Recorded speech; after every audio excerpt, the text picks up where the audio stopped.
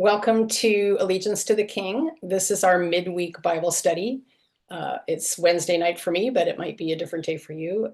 We'd love to encourage you to come join us every week on Zoom. We meet Wednesday evenings and we also meet on Sunday mornings. And if you'd like to learn more about our fellowship, which is for anyone that wants to learn how to be a serious disciple of Jesus and to love the one true God and to serve him and to follow his son, come check us out. We're at a2kchurch.org. That's Allegiance to the King. We also have a Facebook page for A2K. And you can also go to our YouTube channel at A2K, Allegiance to the King. It'll have the A2K symbol, which is where you may be watching this. We hope that if these studies are encouraging to you, that you will subscribe to our channel, that you'll like the study, click on the like button and the notification button so you can be notified whenever there are new studies that are put up here. But we're all about learning more about the Bible, learning more about God, and how we can be true disciples of Jesus. So tonight we're going to talk about kind of an interesting topic. It may be something odd, but it just popped into my head a few weeks ago, and I just thought it was fascinating because the Old Testament is full of these moments where the different people in the Bible make some sort of an altar or stack rocks or create a memorial. And it teaches us a lot about who God is. So I just thought it might be interesting to go through some of these. We're going to do a little bit of PowerPoint, and then I'm going to pull up a document that we can just read some of these examples. And hopefully it can get you to think about what these instances teach us about God and what we can learn from them, and apply in our own lives. So, okay, so from the dawn of humanity, people have offered sacrifices to God. And it's interesting that Yahweh, our creator, was actually the first in the annals of human history to sacrifice something living for a divine purpose and to atone for sin, which is kind of interesting. And of course, he wasn't atoning for his own sin, but he was covering sin for Adam and Eve. We read in Genesis chapter 4 how Cain and Abel offered sacrifices to Yahweh. They offered living things that were under their care, and they believed by offering these sacrifices would please God. It appears from the account that the incident recorded was not the first time they had done this, which raises many questions, since there's nothing in Scripture that tells us that God directed them to do so. Yet God did respond to their offerings. He didn't say, well, what are you guys doing? I didn't ask you to do this. I don't want you to do this. I have no interest or desire for you to offer some sort of sacrifice to me. So we don't see God setting any type of opposition to their doing this, which also makes us wonder, did he set this in motion? Did he ask them to do this or require them to do this?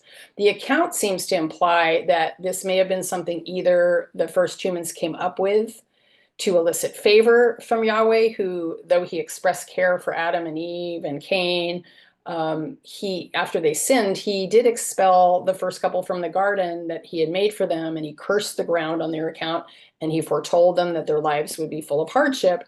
So, it could be that they felt they needed to make some sort of atonement to God, or maybe God gave them some sort of instruction. We don't know. So, let's see. We see from the beginning of the human story a God who truly cares about his earthly children, while unwilling to compromise his standards of righteousness and justice. He himself killed innocent life to cover their sins, literally with bloody skins, to postpone his decree that they would die as a consequence of their disobedience, which we read in Genesis 3:21. Instead of ending their lives on that day, the covering allowed him to continue in relationship with sinful humans, all due to the system of justice that he set in motion.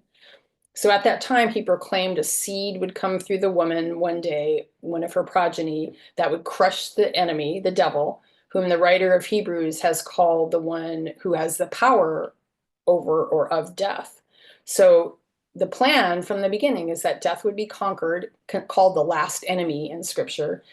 And all of this because of a sacrificial system that Yahweh put in place. And that was to prepare for this lamb that would be slain from the foundation of the world. All of this brings us back to this intriguing scenario in which we have two brothers who are offering sacrifices to Yahweh, Cain and Abel. So the narrative of Genesis suggests that God's act of clothing Adam and Eve with garments of skin, a gesture necessitating the death of an animal or multiple animals, may represent an inaugural divine instruction regarding sacrificial offerings. Again, we are not sure because nothing is really explicitly said anywhere in Scripture. Abel and Cain's subsequent actions, which include at least one animal sacrifice, lend credence to the idea that God provided some sort of explicit instructions to either Adam and Eve about sacrifices, which were then conveyed to their children, or maybe directly to Cain and Abel. We don't know.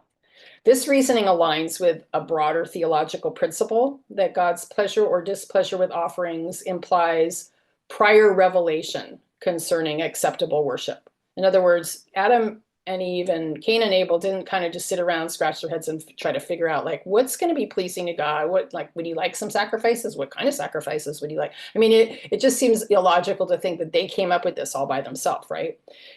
It's not Yahweh's nature to express anger over an action that he first hasn't established as wrong or evil. Look at how he laid out the rules for Adam and Eve regarding what they could and could not eat in the garden. He clearly explained what would happen if they disobeyed. He's not out to trick anyone. He wants his creation to know him fully and to love him for who he is.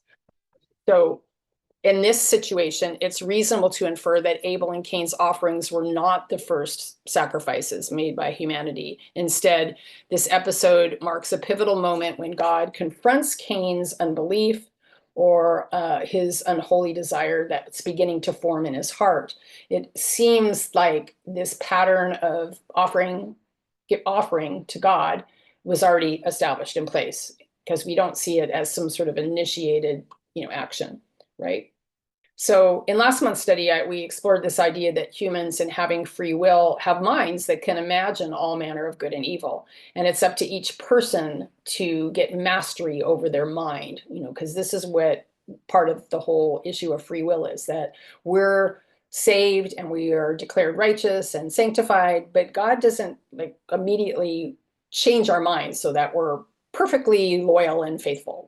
This is a transforming of our minds and a continual renewing of our minds so that we are constantly aware of what's pleasing to God, how to obey him, and to avoid sin, right? So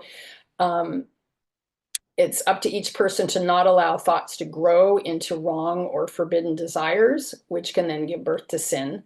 We all have that potential to sin, to disobey, just as Jesus did. He had a potential to go against God, to disobey. And so he had to train his mind to stay faithful. And it says that he was tempted in every way that we were, but without sin. So he didn't let his mind go off track. So this brings us back to Cain.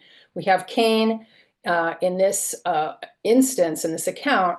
Abel and Cain each presented multiple offerings, suggested that God's displeasure was not rooted in the specific nature of Cain's offering, but rather in his heart, specifically his lack of faith. The text provides no negative assessments of Cain's offering beyond stating that God would not regard it. Okay, so the Hebrew word is sha'ah, which means to look over, to check through, to validate. This is like what God wouldn't do with his offering. Furthermore, offering the first fruits from the field would later become a commandment. And we see that in Exodus 23:19, 34:26, Deuteronomy 18:4. So it wasn't, as some people say, that Cain offered this, bad sacrifice because he offered this first fruits of the field. That is an acceptable offering. So that makes us realize that it really is Cain's attitude or heart that was the problem, right?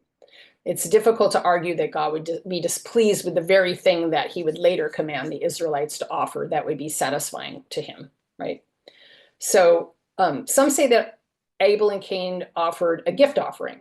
That Hebrew word is minha, in contrast to a blood sacrifice associated with atonement. So there's a difference here. If there's gift offerings in the law and there were sacrifices to cover sin, these seem to both be gift offerings to God, not to atone for their sin, to ask God for forgiveness, but rather just to be some sort of an offering that God either wanted or asked for or required, or that they believed would show some sort of regard or respect to him.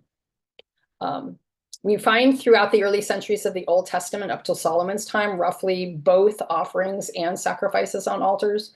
So this is what we're going to take a look at. Many of the incidents where there's altars that were set up, sacrifices were given, some directed by God, some initiated by a person themselves for a particular reason.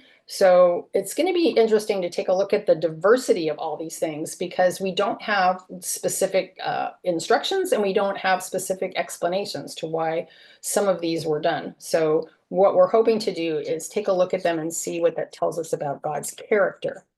In the case of Cain and Abel, the writer of Hebrews says, by faith Abel offered God a better sacrifice than Cain did. By faith he was commended as a righteous man when God spoke well of his offerings.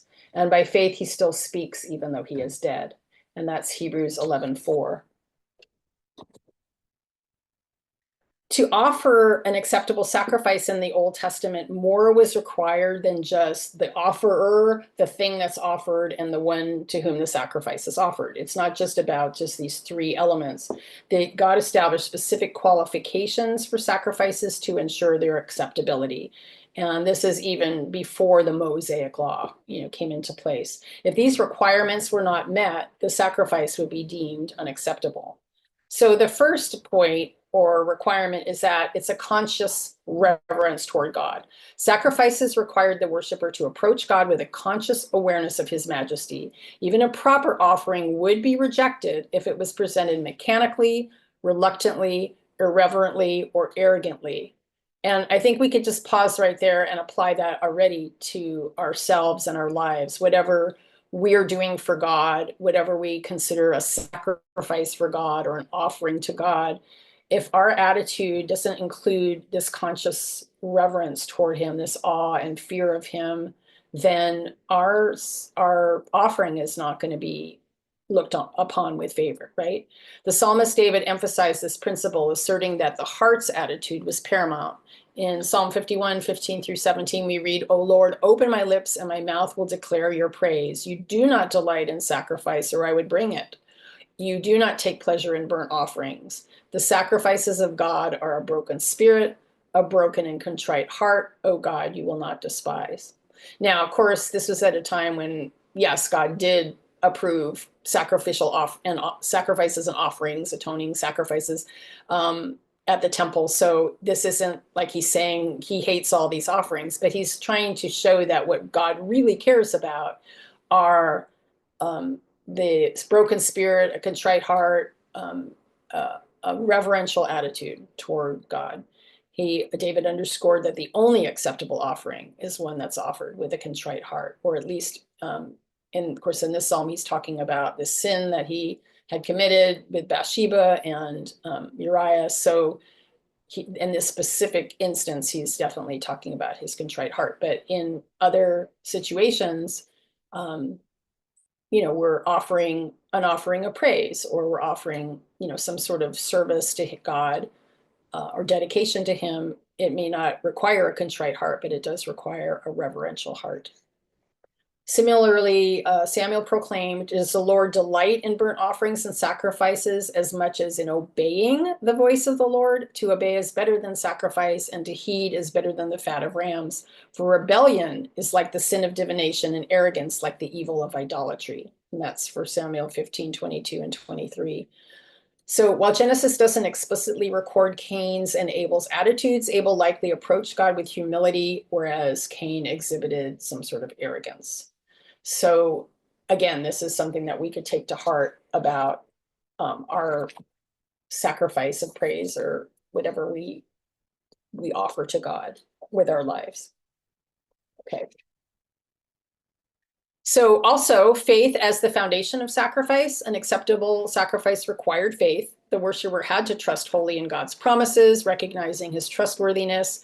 Faith affirmed the worshiper's belief that God would honor his word, not as a capricious deity, but as wholly reliable. We also read in Hebrews 11, I think it's 3, where it says, without faith, it's impossible to please him. So, we're going to make a bargain with God. We don't really believe in him. We don't have faith. God's not going to be interested if we say, oh, I don't know if I believe you, God, if you're really there, but I promise if you get me out of this mess, I will, give you, all my money or something like that.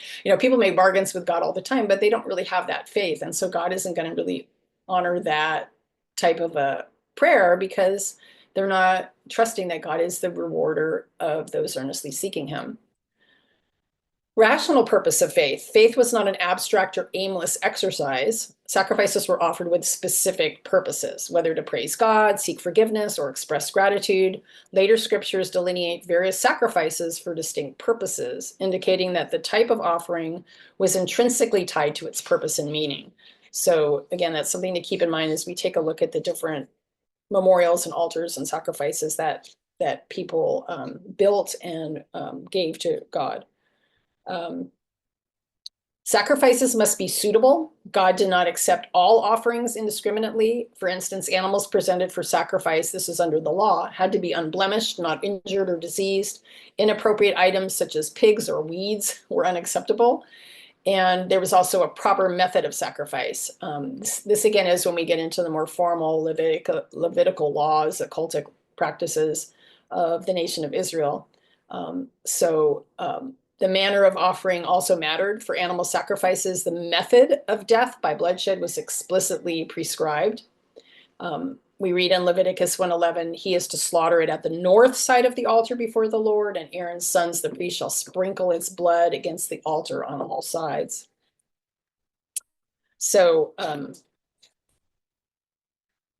improper methods such as starvation or bludgeoning were prohibited. Sacrifices had to align with God's specific instructions. So some of these altars and memorials that we'll look at, they did have specific instructions, and others were kind of just done spontaneously on the fly, kind of. So it's interesting when we examine all these. The role of the altar. Sacrifices were to be offered on an altar, which served as a symbolic meeting point between God and humanity. The altar provided a designated space for worship, distinguishing it from casual or improper acts. Although Genesis does not detail the construction of altars for Cain, Abel, or Job, later narratives clearly associate sacrifices with altars. God's instructions on altar building, articulated in the Mosaic Law, indicated his precision regarding their construction. These altars symbolized intentional engagement with God, providing clarity for worshipers seeking to offer sacrifices. It's reasonable to infer that foundational knowledge about altars and sacrifices was communicated by God to early figures like Cain, Abel, and Job, and passed down through generations. That's pretty much what we can just assume. So have you ever stacked stones? We've done that a lot. It seems a natural thing to do. You're playing at a river or a creek and you just decide to build what we call ducks, and a lot of times when I'm backpacking, trying to find the trail, people stack stones to mark the trail. And that's just a very common, way to identify or mark certain areas for a specific purpose, right? So you might be surprised at how often the Bible speaks about people stacking stones and building a memorial or altar to Yahweh in the Old Testament. And you may not have thought much about this, but when we look at the many instances, we learn a lot about God. We learn a lot about his character, his values, requirements, passions, concerns. So it is kind of interesting to just go through these different moments in the Old Testament and see, well, what is really going on here? What is God trying to communicate with these people? We don't do that today. God has not told us to stack any stones or build any altars. We already know that we're living stones that make up part of a house of God with Jesus as the chief cornerstone. So all of this is sort of typology, I guess I should put it, for the reality of Christ and his church. But there are other factors that are involved with these incidents, and especially in regard to covenants that we're going to take a look at. So here's a few points to consider when we look at these stones or altars. These stacked stones are kept in simple forms, such as uncut and unadorned, and there's a good reason for that. While unsophisticated, they often carry deep significance and importance. Some constructions appear spontaneous, some are done so at God's instruction, and these incidents often occur after a miraculous divine intervention, like to mark the event. And what I'd like to just preface with is we tend to have short memories, and we know by reading many of the Psalms and scriptures and some of the prophets' words in the Old Testament that, for instance, the nation of Israel was really quick to forget everything that God did for them. He would have to constantly remind them, to remember how I brought you out of Egypt, remember how I parted the sea, remember how I fed you in the wilderness. I mean, I don't know why they would forget these things, but they did. God instituted all kinds of festivals, like the Festival of Booths. They would live in tents every year for a certain amount of time to remind them that their ancestors had lived in the wilderness and that they depended on God. So there's different rituals that God has set up because he knows we just forget, and we need to be reminded all the time. And this is also why we're supposed to be deep in the word and meditating on it day and night and teaching it to our kids. And, when we get up from bed and when we go to bed, I mean, it's because we just tend to get distracted and forget. And we need to always be pulled back to remember and to remind ourselves who God is and what he's done for us and for his people. And that's what a lot of these memorials are about. Specifically, memorial is tied in with memory. It's to memorialize or to remember an event or something that God did. And so that's what we're going to take a look at. We might wonder, like, why would God tell his people to stack rocks in the middle of nowhere at certain times? That's usually because he's trying to get them to set up a memorial so they would remember. This was in contrast to the many nations in the ancient Near East where they would set up altars to their gods, and they'd be very ornate and carved, and they'd have all kinds of animals and images on them. And God was very specific and said, you don't do that. You're just going to use plain rocks. And that might seem kind of counterintuitive because you think, well, Yahweh is the God, the creator of the entire universe. Shouldn't he have the most ornate altars? Yes, God did give Solomon instruction to build an amazing ornate temple that would be just the talk of the world, that would be completely impressive and show everyone his power. But there was a specific purpose, time, and place for that place of worship to be built. You have to remember that for many, many years, God even told this to David or Solomon, I can't remember. Didn't I wander in the wilderness in a tent for all those years? I never asked you to build me a house. I think he said that to David. David's like, I want to build you a beautiful house. And God's like, I never complained. I traveled in a tent. Like, what do I care? I mean, that's who our God is. That's kind of an amazing thing to think about.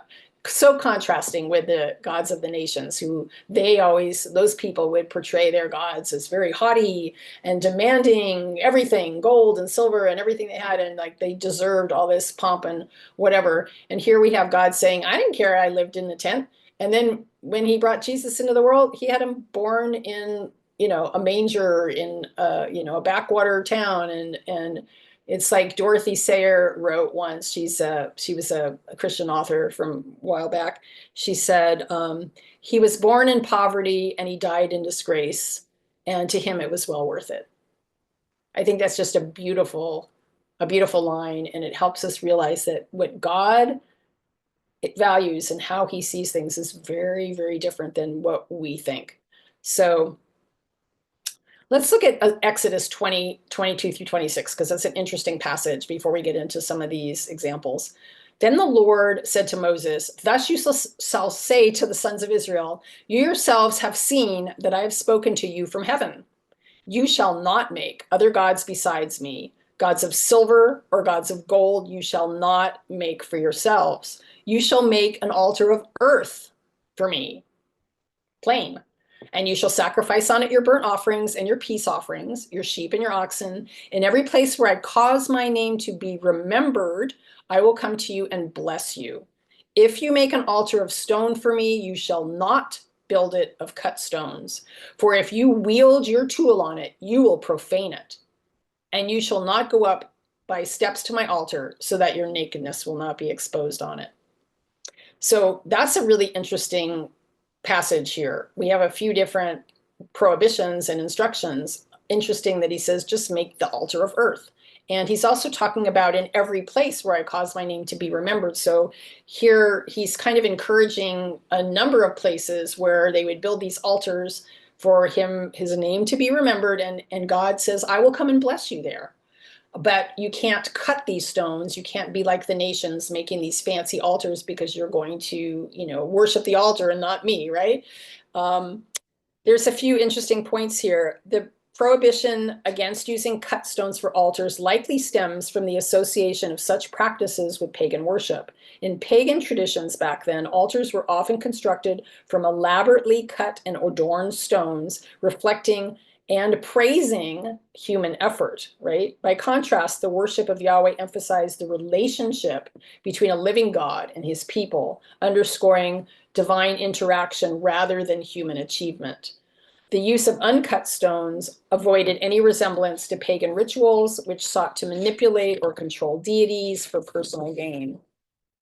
Thus, whether they were constructed from earth or unhewn stone, the purpose of the altar was to facilitate the worship of Yahweh. The focus was not on the altar itself or on the craftsmanship involved, but on the act of worshiping the creator of all things. The stipulation in verse 26 introduces an additional requirement for worship about not making steps and having the priest or the person sacrificing go up the steps so their nakedness would not be exposed. This directive addresses concerns about maintaining moral purity during worship. In the ancient Near East, some pagan religions, such as those practiced by the Sumerians, included rituals in which the priests officiated entirely naked, and Egyptian priests were scantily dressed. These practices often intertwined sexual immorality with the religious observance, as seen in Canaanite worship, and they were going through the land of Canaan. So when they were first getting into the land and establishing and clearing out the other nations. So in contrast, Yahweh's instructions explicitly prohibits even the inadvertent exposure of nakedness, reinforcing that sanctity and moral integrity of worship. The garments worn in those countries, being very loose, were easily blown aside so as to discover the lower parts of the body. So to prevent, therefore, this from happening, and so that there would be no indecency mixed with the offering, the priests later were appointed to wear breeches or like undergarments, and which were worn by none of the people, but they were to wear it. And we read that in Exodus 28:42, you shall make for them, these priests, linen undergarments to cover their naked flesh. They shall reach from the hips to the thighs. In other words, underwear. So that's the first command by God for somebody to wear underwear. It's not applicable to everybody today, but we tend to continue that practice. But in that case, humor aside, in that case, obviously God was trying to be very specific about setting apart his people and his worship, the worship of him by his people, and as a holy nation to be different and distinct and not be contaminated by any of the practices of the Canaanites and surrounding other peoples. Okay, so what we're going to do now is we're going to go ahead and take a look at a number of these different altars and memorials in the Old Testament. I'm going to see if I can, I'm going to make this a little bigger. Oh, not quite that big, so that everybody could read this okay, I'm assuming. And we'll just kind of scroll through it. So I would be happy to have anybody make comments if you guys want to share any thoughts. I cannot see the chat, and I can't see your hand raised either, because I have to minimize the window in order to read this. So feel free to just step in and make some comments as you feel inclined to, about what do you observe about God's heart and how God is reacting to either the offering or the memorial, or why God is instructing them to do it. We've talked a bit about the idea of, remembering him, but there are other aspects that we can bring out. I think the most obvious one that we all understand is this account in Genesis 8:20 and 21, where after the flood and Noah gets out of the ark, he builds an altar to the Lord. Now, again, we don't know whether God told him to, or whether it was always his practice for the 100-something years of his life that he always did sacrifices. Again, we don't know if God had set in motion some sort of practice, like daily, weekly. We know Job regularly offered sacrifices to atone for his children's sins, just in case they sinned against God. So there definitely was something already in place, whether it was something initiated by humans or initiated by Yahweh.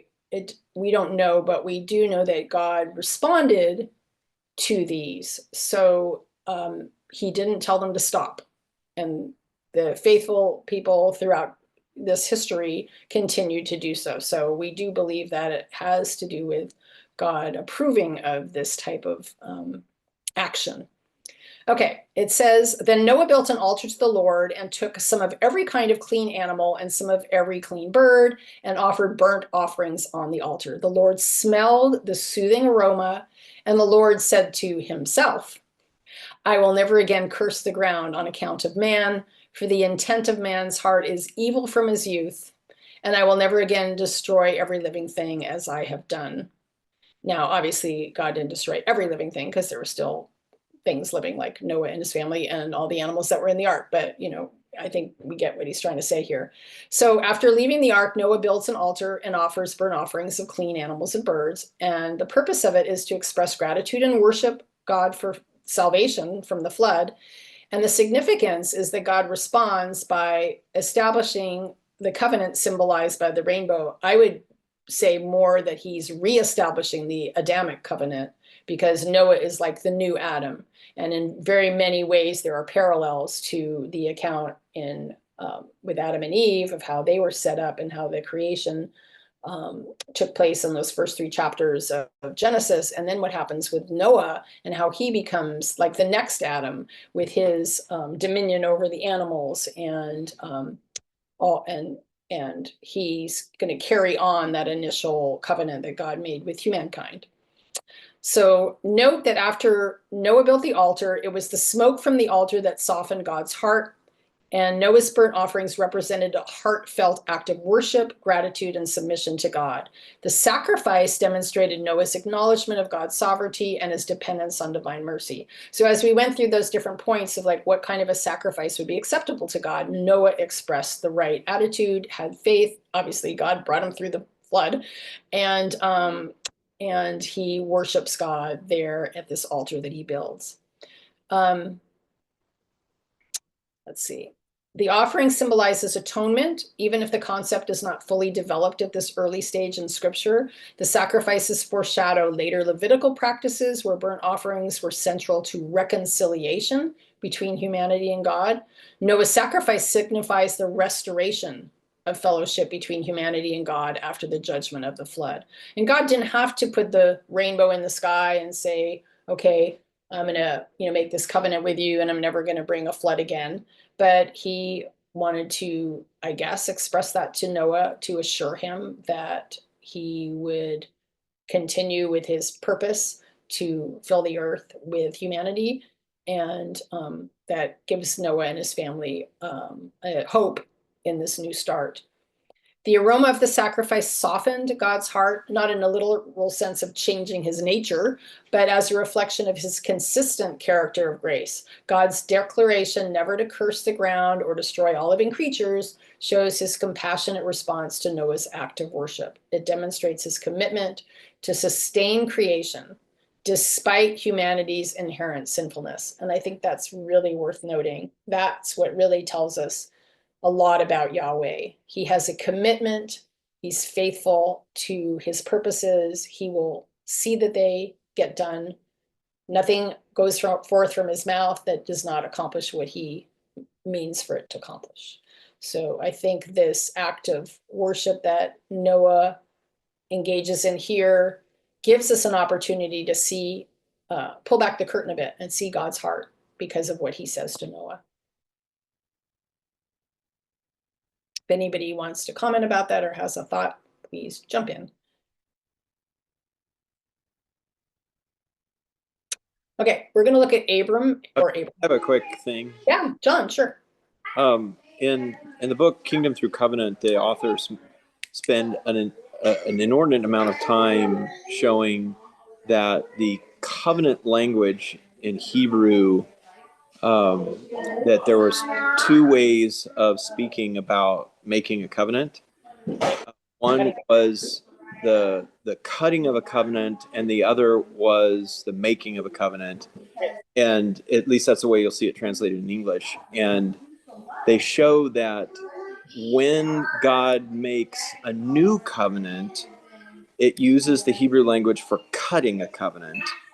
And when the covenant is being renewed, it uses this making a covenant language. So, for instance, with Abraham, he cuts a covenant, but he makes that same covenant with Isaac and Jacob. Right. And so in Genesis 9, it uses the language of making a covenant, not cutting a covenant, Right. indicating that this is the renewal of an existing covenant. Right. Yeah, that's such a great point. That's really good. Cool. Yeah, I like that. Yeah, it was cool. I thought it was cool. Yeah, there's a whole thing about cutting the covenant. It's the karat barit, yeah, something. And yeah, so God's the one that initiates these covenants, and he has to he's the one that makes sure that they accomplish the purpose that he wants to have them accomplished. Yeah, so there's a number of instances here with Abraham. I don't want to spend like forever on all of these, so I'm going to just kind of move through them. There's Genesis 12:7. The Lord appeared to Abram and said, "To your descendants I will give this land." So Abram built an altar there to the Lord who had appeared to him. Abraham builds this altar to the Lord after God promises to give the land to his descendants. We just presume that means that he was so grateful to God for this promise that God made that he built an altar to him to worship him and commemorate them. It's sort of like, you just stop and build an altar, like, oh, I'm so grateful to God for this, so I'm going to, worship to you right here to show you my thanks, right? In Genesis 12:8, which is the next verse, it says, "Then he proceeded from there to the mountain on the east of Bethel and pitched his tent with Bethel on the west and Ai on the east. And there he built an altar to the Lord and called upon the name of the Lord." So Abram builds another altar and calls on the name of the Lord. I don't know whether also they might have thought, remember, Abram was a polytheist. He didn't really know Yahweh very well. He didn't know him before God appeared to him, and he worshiped different gods and all that. He may have had this practice or whatever of when he wanted to call upon a deity that he would build an altar. We don't know where these practices come from, but we do know that God did not like strike him down or yell out of heaven and say, "Don't do that, don't do that." So obviously God is acknowledging the heart of Abram, that he's building these altars in order to bridge himself with God, like to make a place of meeting, right? And we'll see kind of how that works with some of these other altars. In Genesis 13:18, we read, "Then Abram moved his tent and came and lived by the oaks of Mamre, which are in Hebron, and there he built an altar to the Lord." So wherever he goes, he built an altar to sacrifice. And again, this could be because they've been instructed, or he had been instructed at some point by Yahweh to do this, but we don't know. But we do know that God acknowledged and regarded that. And again, it's to worship God in gratitude for his guidance. Okay, we're all very familiar with the Genesis 22:9 account where Abram offers his own son as a sacrifice. And again, this really implies that they had already had a ritual or a practice of sacrificing. Remember when they're going up to do this sacrifice, he tells Isaac, "Come on, kid, we're going to go up to this mountain and we're going to go sacrifice to God." Isaac didn't say, what is that? What do you mean sacrifice to God? He already knew what that meant, because later he says, well, we have the wood for the sacrifice and we have the fire, but where's the animal, right? So this was obviously something they were familiar with doing. So when Abram had his son and grew his family, it seemed like there was obviously a practice in place of building a sacrifice, making offerings, right? So this isn't something that was shockingly new, right? So we know Abraham builds an altar on Mount Moriah to sacrifice Isaac as instructed by God, though the sacrifice is ultimately substituted with a ram. Of course, this was like the key sacrifice in the entire Old Testament that is foreshadowing Jesus. And, so it's a huge moment and a very important one in scripture. So most of us are pretty familiar with it. But again, it's an act of obedience and faith in God's provision. God could have asked Abraham, okay, if you really believe in me and you're really faithful, I want you to just like not eat for 40 days, or I want you to run around this mountain 60 times. Or, I mean, he could have asked him to do a lot of different things, but instead he asked him to offer his son as a sacrifice. And Abraham understood that to mean sticking him on a bunch of wood and killing him and burning him, because that's what you do with sacrifices, right? So pretty intense. So obviously, yeah, it typifies God giving us his only begotten or unique son to die for us to save us from eternal wrath. Okay, so now we have Jacob, who is Abraham's grandson. And in Genesis 28, I call it from pillow to pillar. I just made that up because I thought it was kind of cute. Jacob departed from Beersheba and went to Haran. And he happened upon a particular place and spent the night there because the sun had set. And he took one of the stones of the place and made it a support for his head. Okay, I've done a lot of backpacking and camping, and I know there are people that take rocks and stick them under their head for a pillow. It's really uncomfortable unless you wrap it with a whole bunch of blankets. But he took one stone and used it as a support for his head, and he lay down in that place. And then he had a dream. And behold, a ladder was set up on the earth with its top reaching to heaven. And behold, the angels of God were ascending and descending on it. So Jacob got up early in the morning and took the stone that he had placed as his pillow and set it up as a memorial stone and poured oil on its top. And then he named the name of that place Beit El, or Bethel, which means house of God. And previously the name of the city had been Luz. Jacob also made a vow saying, if God will be with me and will keep me on this journey that I take and give me food to eat and garments to wear, and I return to my father's house in safety, then the Lord will be my God. Okay, so he's kind of making a deal with God here. God's like, all right, whatever. I don't know what God's reaction is to that, but he's looking at Jacob's heart. He says, and this stone, which I have set up as a memorial stone, will be God's house.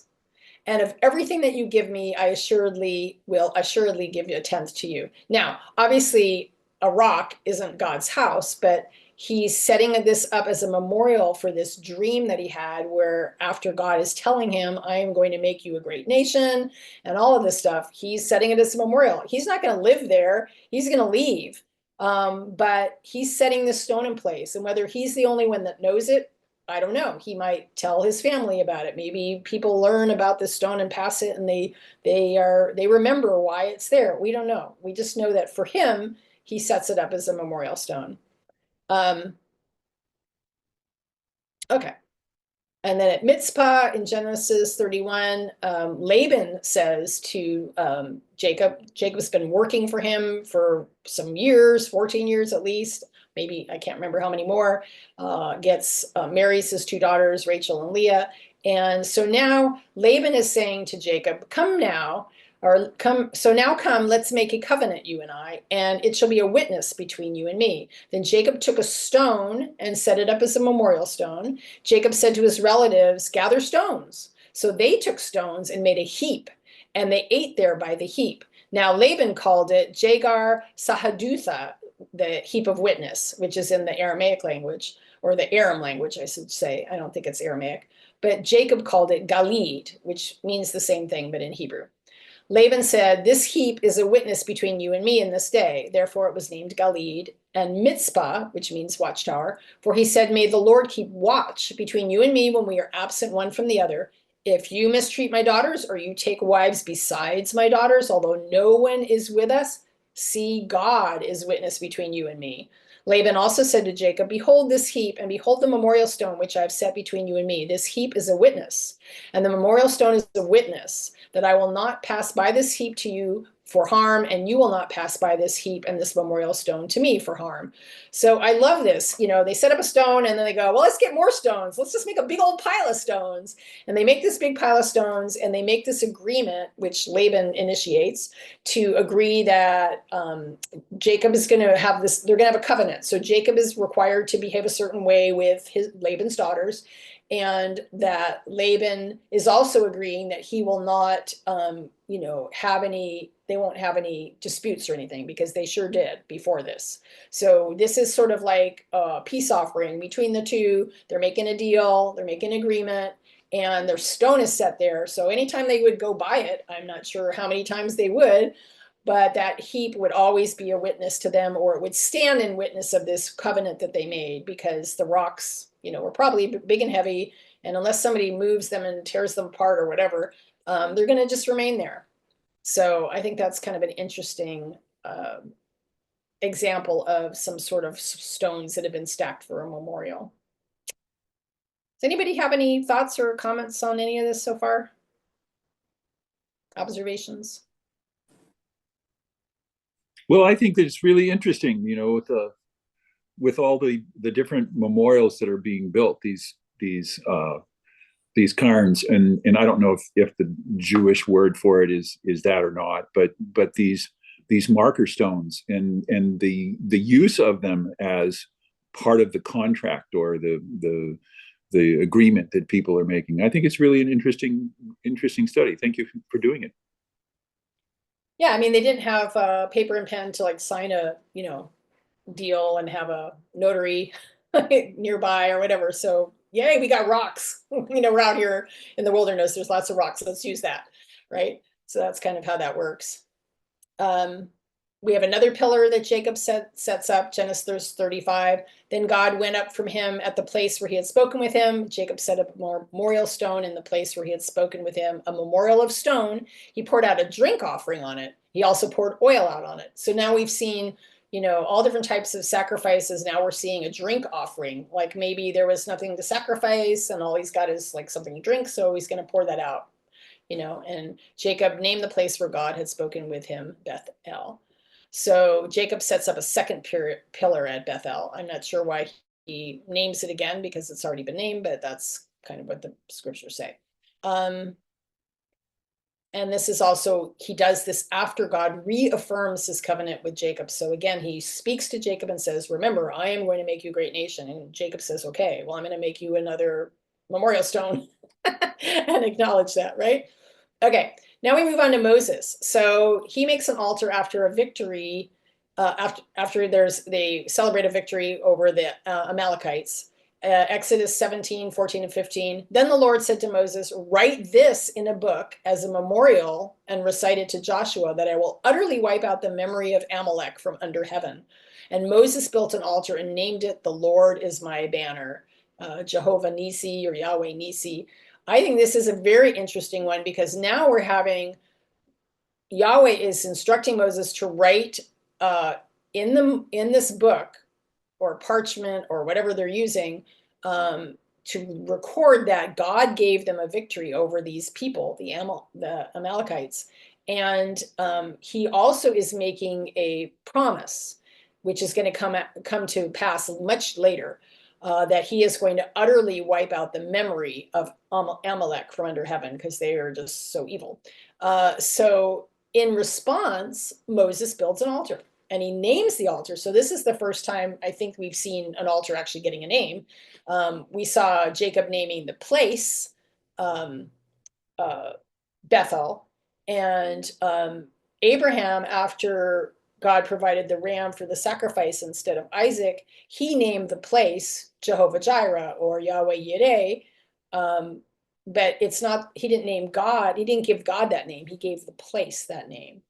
So here's the first time we see an altar being named Yahweh Nisi. So this is kind of interesting, but the purpose is to honor God's power in delivering victory. And then we have an altar for the covenant renewal on Mount Sinai in Exodus 24. And Moses wrote down all the words of the Lord. Then he got up early in the morning, built an altar at the foot of the mountain with 12 memorial stones for the 12 tribes of Israel. It seems like we don't know whether God instructed him or whether he just came up with this. He sent young men of the sons of Israel. They offered burnt offerings and sacrificed bulls as peace offerings to the Lord. Moses took half of the blood and put it in basins. The other half of the blood he sprinkled on the altar. Then he took the book of the covenant and read it as the people listened. And they said, all that the Lord has spoken we will do, and we will be obedient. And then Moses took the blood and sprinkled it on the people and said, behold, the blood of the covenant, which the Lord has made with you in accordance with all these words. So now we see the role of what the how the blood is being used in very specific ways, sprinkling on the people, which goes on into the whole cultic practice throughout the nation of Israel, with sacrificing these bulls and peace offerings and burnt offerings and all this stuff. But it's interesting that he sets up these 12 stones representing the 12 tribes of Israel. And we'll see that again with the crossing at the Jordan, right? Here's another one that's interesting, Deuteronomy 27, 4-8. So it shall be when you cross the Jordan, and he's directing this to, I guess if it's Deuteronomy 27, this is the generation that is going to cross. You shall set up these stones on Mount Ebal, as I'm commanding you today, and you shall coat them with lime. I'm not sure why, but maybe it will make them stand out. Maybe it'll change their color. I'm not sure what these stones are made out of, if there's some kind of a chemical reaction. We know that lime is used to make bricks back in the day. Moreover, you shall build there an altar to the Lord your God, an altar of stones. You shall not wield an iron tool on them. You shall build the altar of the Lord your God with uncut stones. You shall offer on it burnt offerings to the Lord your God, and you shall sacrifice peace offerings and eat there and rejoice before the Lord your God. You will write on the stones all the words of this law very clearly. So this is really different. This is God now telling him, you go get stones. They can't be cut with an iron tool. You need to build an altar with them. You're going to sacrifice on them peace offerings and eat there. And here's a great instruction. You will rejoice before the Lord your God, because he's saying, I'm going to have you cross the Jordan and you're going to enter the promised land. You are going to enter into this land of promise. So you will rejoice over all this. And they're supposed to write on the stones all the words of the law. So remember, God wrote the 10 Commandments with his own finger twice on 2 different sets of tablets. But now he's telling them to write on the stones. And it could be that he told them to coat them with lime, because that would be a way that they could write with like a charcoal tipped stick or something, and it would stay. I don't know. I mean, maybe somebody who knows chemistry would have this figured out. But Moses instructs these Israelites to set up these stones on Mount Gerizim and plaster them with the law once they enter the promised land. Again, it's to remind them of their covenantal obligations and God's faithfulness. And there's all this blood sacrifice stuff going on here to remind them that they need atonement. They need covering of their sins and to be in covenant with God.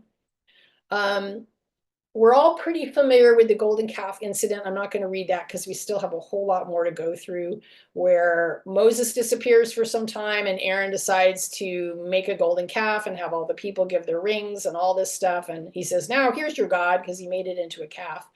And it said he built an altar, and then they offered burnt offerings and they engaged in lewd behavior and all of this. So it was really bad. It's very possible that the nations around, especially Egypt where they came from, there was always some licentious, sexual bad behavior that was involved with sacrificing to gods, dancing and, whatever. And so that's probably also why God was very specific about what type of altars to build and how to reverentially approach and offer to him. Okay. Here's the other instance with the 12 stones. So when Joshua is about to take the nation, he's told that when the entire nation had finished crossing the Jordan, the Lord spoke to Joshua after they finished crossing, take for yourselves 12 men from the people, 1 man from each tribe, command them saying, get 12 stones out of the Jordan. The priests are standing in the water. And while the priests are standing in the water is being held back. So while they're standing, Joshua has to go get some guys, 1 from each tribe. They all get a big stone, bring it back out. And then it doesn't say what they actually, like how, he doesn't tell them like stack them like in a pyramid or any kind of thing like that. It just says, carry them over with you and lay them down in the encampment where you will spend your night. So they could have been even spread out, like 1 stone with 1 tribe, 1 stone with another, whatever. We don't really know. So Joshua says to them, cross again to the ark of the Lord of your God in the middle of the Jordan, because the priests are carrying the ark. And each of you take up a stone on your shoulder. So it has to be, at least they can carry it, can't be too heavy. And then I love this. This shall be a sign among you. When your children ask later, what do these stones mean? Then you shall say to them that the waters of the Jordan were cut off before the ark of the covenant of the Lord. When it crossed the Jordan, the waters of the Jordan were cut off. So these stones shall become a memorial to the sons of Israel forever. So the sons of Israel did exactly as Joshua commanded, took up 12 stones from the middle of the Jordan, just as the Lord spoke to Joshua, according to the number of the tribes of the sons of Israel. And they carried them over with them to the encampment and put them down there. Then Joshua set up 12 stones in the middle of the Jordan at the place where the feet of the priests who carried the Ark of the Covenant were standing. And they are there to this day. Wow. I wonder if they're still there. Maybe underwater. We don't know. Okay, so there's a lot there, but we know that this was a very significant, important moment in history. And just as God spread or split apart the Red Sea so they could cross when they were fleeing the Egyptians, we now have 40 something years later, they're now going across the Jordan, and God is spreading the waters to get them across to the promised land, which is really amazing. So there's a number of different offerings. I think for time's sake, I'm just going to go through these. I'm going to try to make this document available. I'm not sure how we could upload it onto the YouTube site so that people can read it, because I think it's really interesting to read all these. Joshua builds an altar of uncut stones on Mount Ebal, and that's instructed in the law of Moses after they attack and destroy Ai, which is one of the nation groups there. There's also a really interesting account in Joshua 22 where the sons of Reuben, the sons of Gad, and the half tribe of Manasseh, who were given land in a completely different area than all the other tribes, they build an altar, and everybody else hears about it, all these other tribes, and they go crazy and they want to attack them and fight them in battle because they think that they're worshiping Yahweh at another altar than the one that's been designated. And so there's this whole really interesting account, which you should read in Joshua 22, where those small group tribes, defend what they're doing and say, oh no, we're not doing anything unfaithful. It says here, if it was in rebellion or in an unfaithful act against the Lord, do not save us this day, but truly we have done this out of concern for a reason, saying, in time to come, our sons may say to our sons, your sons may say to our sons, what have you to do with the Lord, the God of Israel? The Lord made the Jordan a border between us and you sons of Reuben and sons of Gad. You have no portion in the Lord. So your sons may make our sons stop fearing the Lord. Therefore we said, let us build an altar, not for burnt sacrifice or for offering, rather as a witness between us and you, and between our generations after us, that we are to perform the service of the Lord before him with our offerings. So they were doing it for the right reason, and God honored that and prevented the other tribes from attacking them and killing them, because they explained that they were doing it in order to make sure that their children would remember and always know that they are there to worship their God. So that's a really interesting account. Last month or the month before, Ray Scott did a great series in Judges, talked about just about every verse in Judges. So you might remember or recall this account in Judges 6 with Gideon. After he saw the angel of the Lord that appeared to him, he built an offer, and again, just try to have God's favor and to worship God and make sure that he had the right attitude. There's also an account with Saul when he's king, and 1 Samuel 14, where after they fight with the Philistines, there's a whole incident that occurs in chapter 14 where the people are slaughtering all these animals because they're starving and they're tired. And observers inform Saul, saying, look, the people are sinning against the Lord by eating meat with the blood. Whoa. And that's really offensive to God. So he has to do something to ameliorate the situation. He said, you have acted treacherously. Roll a large rock to me today. And then he said, disperse yourselves among the people and say, each of you bring me his ox and sheep, slaughter it here and eat. Do not sin against the Lord by eating with the blood. And so they did that, and he built an altar to the Lord, and it was the first altar that he built to the Lord. So that kind of implies that he built a number of altars after that. Again, we don't know whether he just doing that out of his own concern, making sure God's pleased with him. He's worried at this point that they're going to get struck down by God because of this sin. So he's building an altar and telling him to sacrifice there. So that's kind of an interesting account. 2 Samuel 24, which also has a parallel account in 1 Chronicles 21, is after David took a census of his people, which God was furious about and punished David for. There's a whole really intriguing account in scripture about that. The prophet Gad came to David and told him to erect an altar on the threshing floor of this man who lived nearby. And David went there and asked to do it. He said, I need to buy your threshing floor so I can, do an altar and sacrifice to God. And Araunah is this very faithful man. And he says, here, just take it. You offer whatever you want. Here, you can even have the oxen. You can have the yokes. You can have everything for wood. Everything, O king, I'll give to you. And David's like, oh, no. I sinned. I am not going to just take your land and all your stuff and your oxen and all that. I will pay you for this threshing floor. And he says, oh, no, I won't take any money from you. But the king says, I will certainly buy it from you for a price. I will not offer burnt offerings to the Lord, my God, that cost me nothing. So it's interesting that God told him to go set up an altar there. They have this back and forth. It says David bought the threshing floor and the oxen for 50 shekels of silver. Then David built an altar there to the Lord, and he offered burnt offerings and peace offerings. And the Lord responded to prayer for the land, and the plague was withdrawn from Israel. God's angel killed 70,000 people because of this sin that David committed.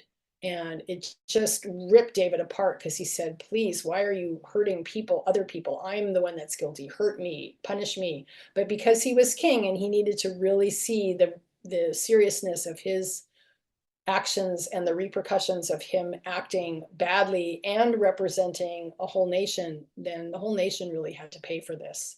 It's interesting that this threshing floor later becomes the location of Solomon's temple. Okay, so just the last one is Elijah on Mount Carmel. 1 Kings 18, we all know this account where it's the big battle against, Baal versus Yahweh. And it's interesting that Elisha says to the people, come to me. All the people came to him, and he repaired the altar of the Lord, which had been torn down up on the mountain. Elisha took 12 stones corresponding to the 12 tribes and said, the stones, he built an altar in the name of the Lord. So, of course, we know that was all about involving the people to return with their hearts back to God. And of course, on that mountain, there was an amazing demonstration of power. So those are the ones that I have listed here. And I think it's fascinating to look at all these examples. I'm going to just sum up a couple things here. The altars and memorials in the Old Testament reveal profound truths about God's character, illustrating his mercy, faithfulness, and desire for a relationship with humanity. In many instances, God himself directs the construction of altars, underscoring his concern for proper worship that reflects his divine nature and the sanctity of his covenant. Altars built with uncut stones remind us that God values authenticity and obedience over human craftsmanship or effort. They emphasize that worship is not about human achievement, but about surrendering to God's sovereignty and recognizing him as the creator and sustainer of all things. These directives teach us about his holiness, showing that even the means of worship must reflect his purity and distinctiveness. At the same time, the altars and memorials that individuals constructed on their own initiative reflect God's responsiveness to heartfelt worship. Whether it was Noah's burnt offering after the flood or Jacob's pillar at Bethel, these acts were met with divine approval and often accompanied by reaffirmations of God's promises. So this demonstrates God's grace and his willingness to meet his people where they are and responding to their faith and devotion with blessing and covenantal assurance. So God's acceptance of these offerings, despite humanity's inherent sinfulness, highlights his mercy and his steadfast love. So these moments demonstrate that God is not distant or detached, but deeply invested in the lives of his people. The physical the physical markers of altars and memorials serve as a reminder of his divine interventions, his faithfulness to his word, and the ongoing relationship he seeks with humanity. We do not sacrifice on altars or erect memorials in this age of grace, but scripture does direct us to offer sacrifices of praise and to present our bodies as living sacrifices, stacking stones, for our bodies are stones, led by his spirit and following kingdom principles as ambassadors of Christ, proclaiming his coming kingdom and conforming into the image of his son. Okay, so the altars and memorials, okay, yeah. So the altars and memorials throughout the Old Testament reveal a God who is both holy and approachable, just and merciful. They point to his desire for worship that is genuine and centered on him rather than rooted in human effort or self-glorification. At the same time, they showcase his patient and loving nature as he continually invites his people into deeper communion with him, extending grace even in the face of their imperfections. These sacred acts of remembrance remind us of a God who is not only worthy of worship, but who actively seeks to dwell among his people, shaping history and hearts for his glory. I like this really cool painting. Makes me tip my head because it's supposed to be Noah sort of as the waters are receding and he's back on land. I don't know, it's pretty cool picture. All right, so I hope that this was an interesting, inspiring kind of topic. It's an unusual topic, but I thought it would be fun to go through the Old Testament and see what I could find on all of these weird altars and memorials and what I could make of them. So I'd love to hear what your thoughts are.